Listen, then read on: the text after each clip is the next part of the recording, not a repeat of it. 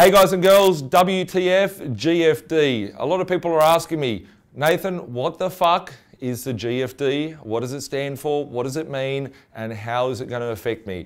So just for a little bit of a walk down memory lane, I quit my job at the age of 24 in 2009 during the midst of the GFC, and I'd used certain financial instruments to be able to put myself in a position to do so. Unfortunately, most people get the information from the same places that the kids watch Sesame Street.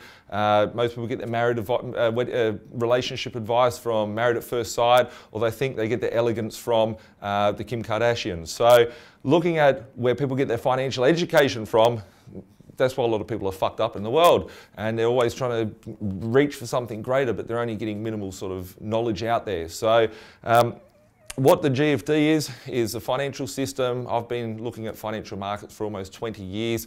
I know I'm a bit of a dork, but at the end of the day, it's very important that I understand how the whole financial system works, because no one has more debt in the country probably than myself. And it's very important for me to be able to understand how to use debt to my advantage. That's how I've been able to build, a property portfolio of over 200 properties at the age of 30, well 33 now actually, getting old, so I've got a face full of grey hair. And obviously, understanding how the whole monetary system works. So over the course of the last 100 years, a lot of changes has happened in money. But in short, we're heading for a hyperinflation. I've talked about that a lot. People were saying that I was off my rockers and all that sort of stuff going back 12 months ago when I started talking about that. I feel that we're heading into the deflationary stage of the financial system, which may last for the next 12 to 24 months. We're certainly in there. We're in a deflationary period. This is not an Australian thing.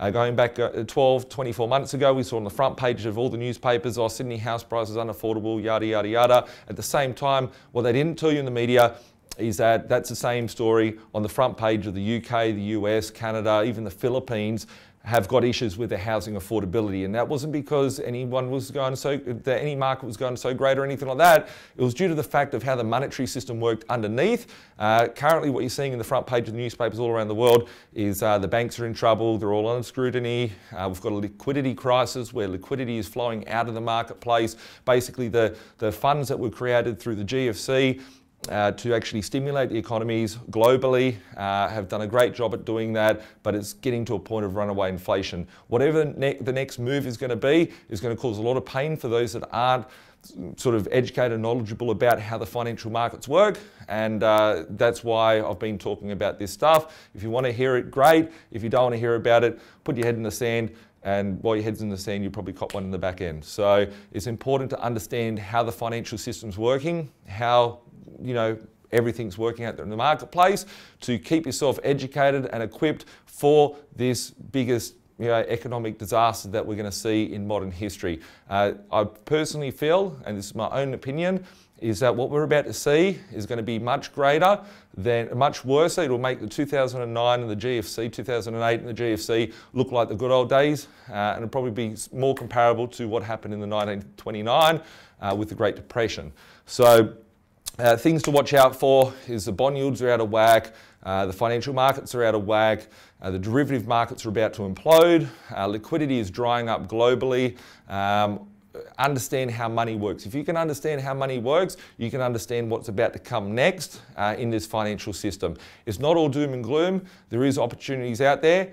Generally what happens in any sort of changeover period like this is the weak hands lose money, the strong heads gain money and gain wealth. And I use the word wealth instead of money because that's what is important when it comes to that side of things. So having education, having the knowledge, being equipped on how the monetary system works, be equipped on knowing how the financial markets work, can outlay what's to come next. A lot of people have been asking me, Nathan, how have you been able to predict for the last 10 years straight exactly what's going to happen with the interest rates each time they go down, up or sideways?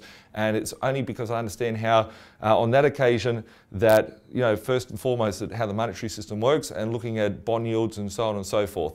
I made a call at my 2017 annual Christmas party with my VIP B.Invested family that have helped with their portfolios over the last few years.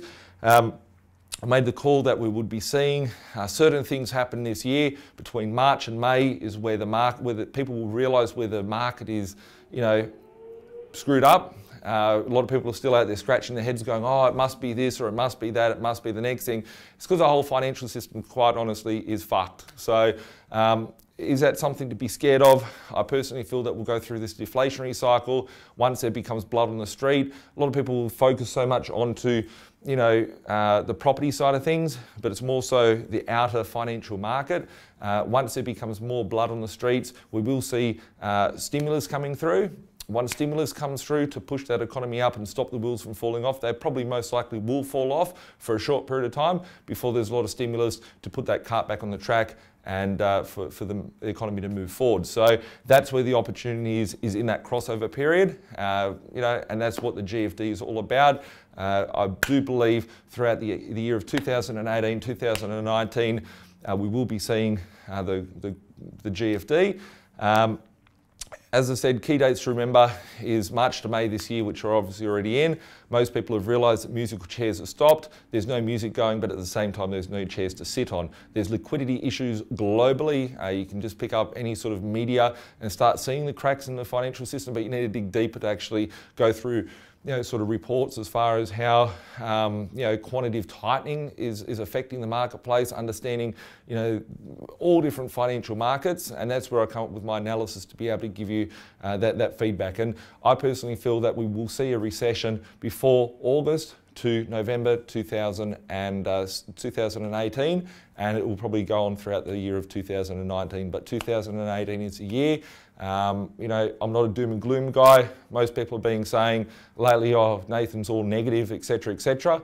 Throughout the period of the last 7-8 years of the economy expanding, people have been saying I'm a property spruiker. I'm just saying facts as to what happens out there in the marketplace. So whether you like it or not, I'm guessing those people that were saying that I was a property spruiker before and then going, what the fuck's Nathan talking about today?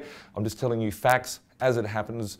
My clients, my investors understand it before it happens, and I just like to say things as it is out there so you can be informed, so you can make an educated decision to help push yourself forward and obviously protect yourself along the way. If you have any questions, you can call my office on 1300 367 925.